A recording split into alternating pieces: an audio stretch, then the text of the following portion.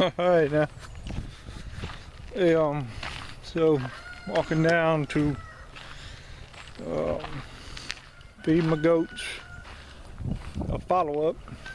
My buddy Anthony over there, Palmetto Prepared, just did a video on 5 things that are already established.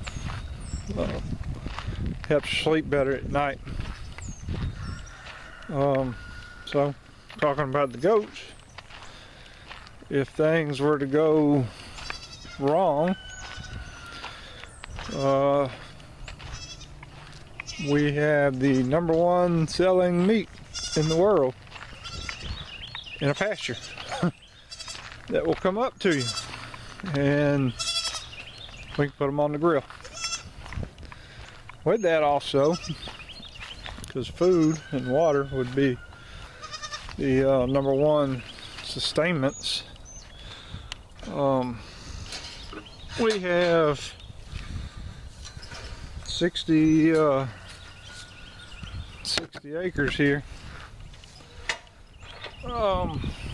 40 of it being woods, so we could hunt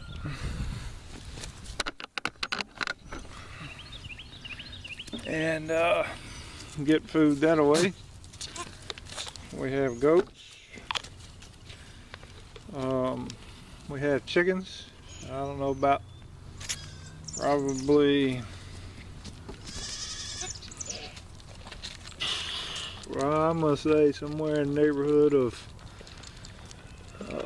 40 chickens maybe. It's a number that ends in ish. If I think about it real hard, in our breeding pen for the barred rocks, we have 6 hens, 1 rooster. In our dark Brahmas, we have 3 hens and a rooster. In our light Brahmas, we have 6 hens and a rooster. We do hatch some to keep our main coop filled. So with that, occasionally we get roosters. Well, not more than occasionally. About 50% of roosters. Yeah. So, yeah, we got some extra roosters that we are keeping for now. I mean, I'd like to sell them. Put the other ones, we were talking about putting a couple of them here in the goat pasture to help with ticks and whatnot. Last time we did that, a owl got them, or a raccoon or something. Pretty sure it was something that flies. Anyway, out here in the goat pasture, let's see what we got going on. Got some chilling. Got some motivating. But our goats, our little goat barn down there, if anybody's interested, it was here when we bought it. We have done some improvements, but it's like 20 by 30 or so. Just pole barn with sheet metal roof and sides and stuff. It's also watched a video on Sawyer Ridge Farms, who they have Kiko's, and he was showing his barn. But I tell you, when we feed them, as we got Kiko's, they stay out a lot. So we got a feeding trough that stays under this little shed. And all they are is big PVC pipe cut in half. And then build you a little, as you can see, little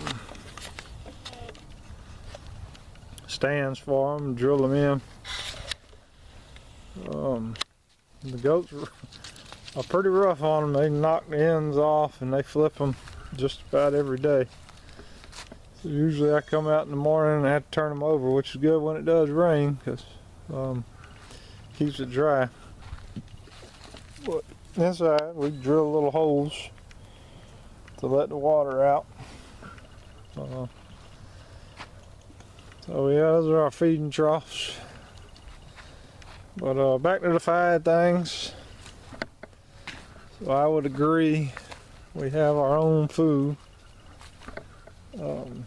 readily available. Like I say, we got goats. We're trying to build the herd to actually start selling them. And 2 grumpies.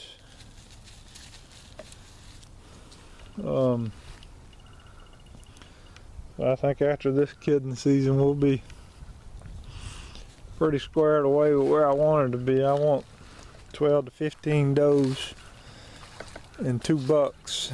We definitely got the bucks, but if anybody's looking for some intact bucks, we got a couple that I could probably give a good deal on. There's our buck that we're going to use for next year. If Mama will get out of the way. See, there he is right there. So he's just about a year old now. So he'll be good for next year. So boom, we got goats. We got a pretty big herd of deer around. As far as hunting, yeah, we do. I figured I probably wouldn't take more than 2 or 3, 4 a year to eat. And eventually we get the herd up, we'll start if people don't want to buy the bucks, we'll probably start banning them and raising 2 a year for freezer camp. So number 1 is food. And if things go extremely bad, we got these 2 pasture ornaments out here that would feed us for a good little while.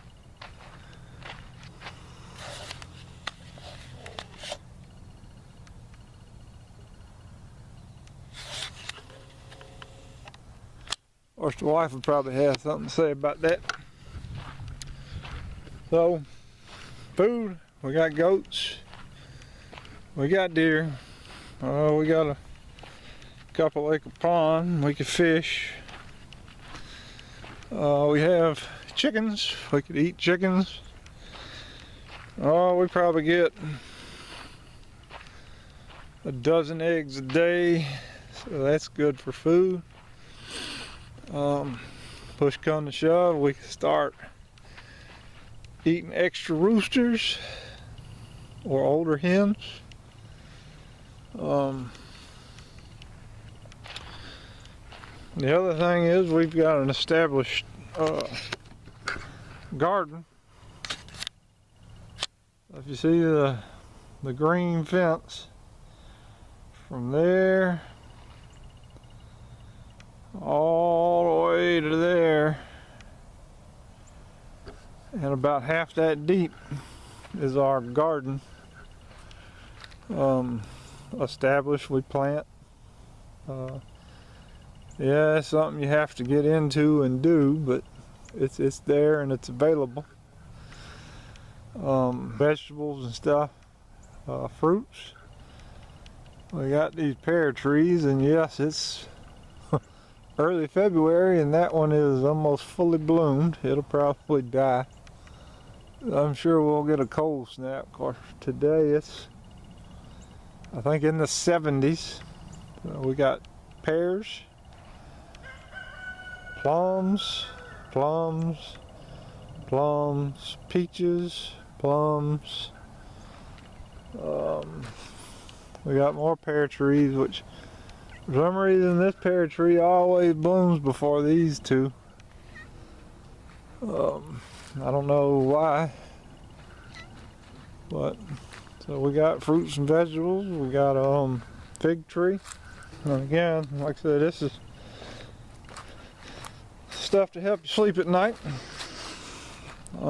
Fruits, vegetables. We got blueberries back here, a whole line of those. There's probably 30 plants. We got grapes here that I need to trim. We got other grapes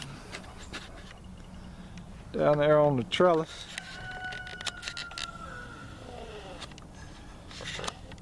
Bunching grapes. Good for making jellies and whatnot. I think these are scuffadimes here, but those are bunching grapes.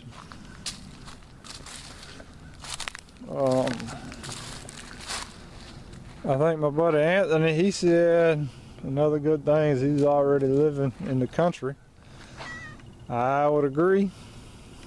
Like I said, we're on 60 acres in the middle of a bunch of acreage that's owned by old families and whatnot. So I agree, living in the country is a good thing.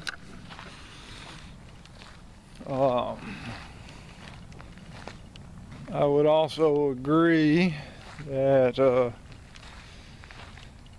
a four-wheel drive vehicle is always a good thing.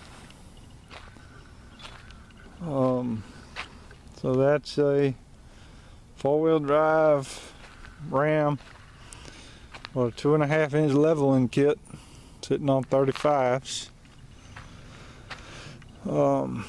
All-terrain tires, so you know, getting around, getting over, getting through, it'd be fairly easy to do with that. Of course, the wife has a car, a very low car, a Charger.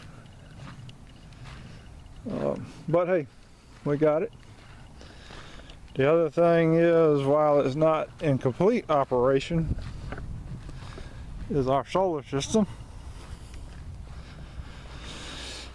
So during the day, we're making electricity.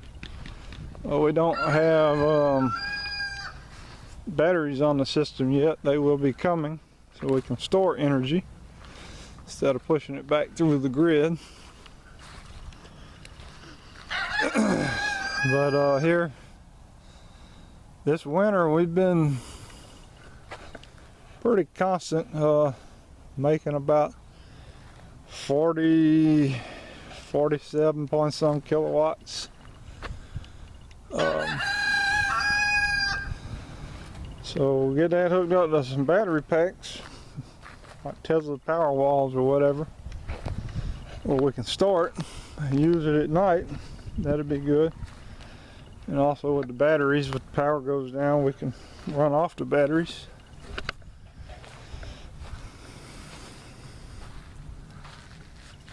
There's our inverter, a little green light flashing. We are producing. There's our main chicken coop herd.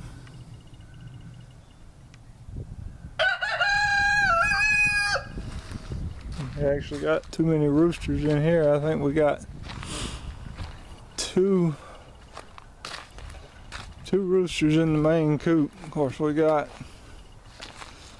I don't know, like 40 hens. Probably like, I don't know, 1, 2, 3, 4, 5,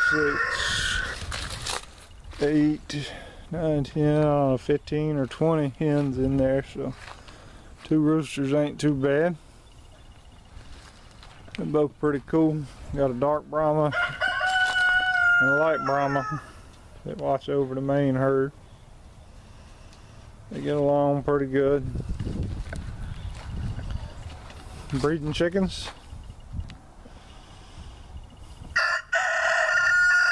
If anybody is looking for barred rocks, dark Brahmas, or light Brahmas,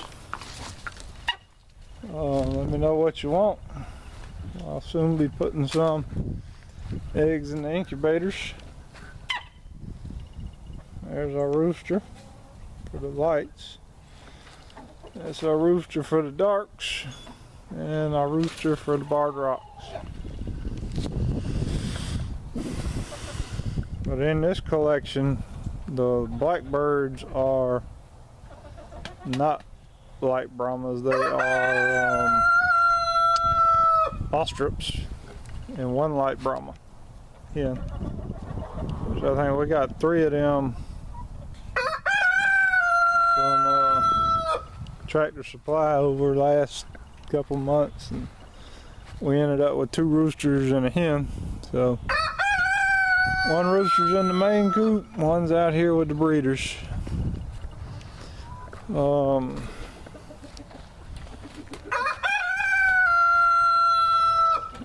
We do, if you look at the house here, we do have a wood fire stove that can heat the whole house, and we do use it a good bit, especially if we're going to be home and it's going to stay cold. Again, we got about 40 acres of woods, so finding firewood is not an issue. I don't know how many that is. So you got the food, the meat, goats, deer, fish. We got the fruits and vegetables out of the garden and the orchard. We got transportation is in the 4-wheel drive vehicle.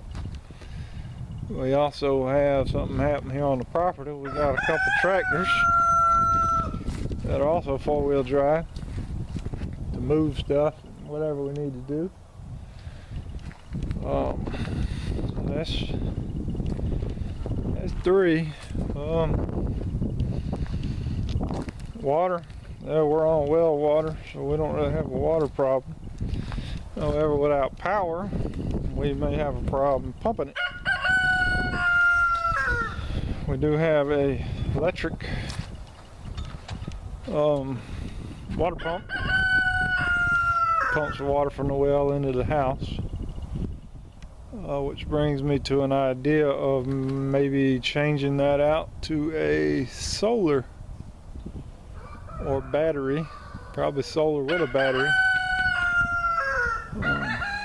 so we can always pump in good fresh water.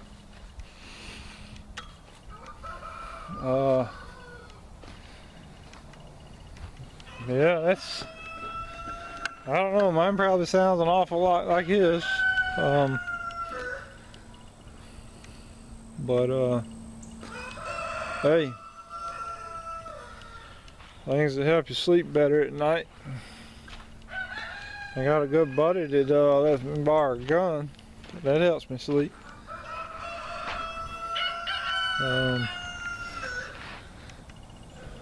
Yeah, I'm gonna have to say that I am on par with Anthony's 5. With the exception of, you know, we do have the solar, which I don't think he mentioned that. So currently, if the grid went down, we would not have electricity, but we do have plans in the very near future of running something like the Tesla Powerwall battery.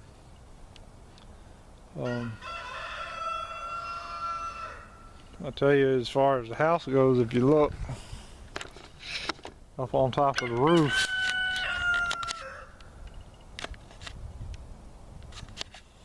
I can get it. That little dome. And there's a couple of them. You can't see them for the ridge, but there's a couple of those. Those are solar lamps, solar whatever. So that dome collects, not really collects, but sun shines on them. And inside the house is a tube, sun tube I think is what they call. Brings that sunlight into a lamp fixture. They're actually pretty bright like day. It's cloudy, but we're not running sun tubes. So that kind of goes along with the solar.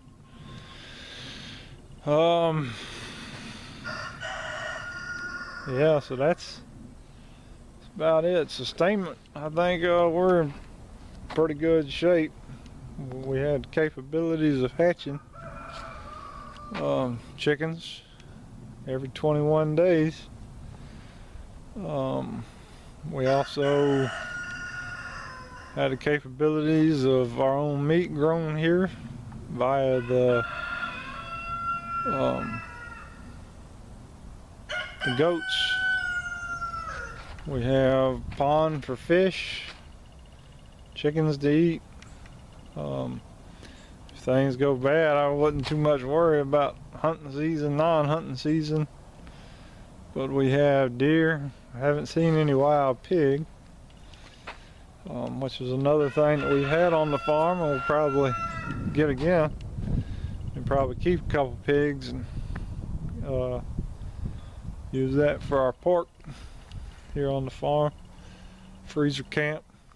So that's our goal, is to be as self-sufficient as possible. Growing our own meats, growing our own vegetables, producing our own power, and just living out here in our little bubble. But yeah, I run along long enough, so I'm gonna leave it with you, and hey, we'll catch you on the next one. Thanks for tuning in. We're out.